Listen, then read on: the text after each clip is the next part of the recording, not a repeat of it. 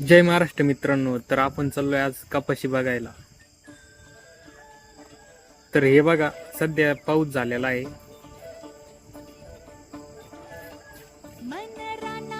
तर हे बघा, इथं अजून कपाशी लावायची राहिलेली, तरी पाऊस झाल्यामुळे आपल्याला काही लावता येईना अजून. तर हे बघा, इथं जांभळीचं झाड आहे. तर आपला मामाचा मुलगा चढलाय जांभळीवर. त्याला म्हणतोय नको जाऊ, पण तो ऐकत नाही. तर बघूया तो जांभळ काढतो का नाही.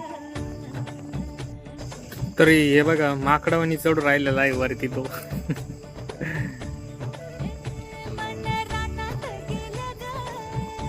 हे बघा,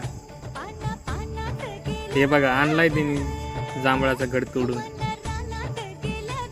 तर मग काय खावं आता, चला.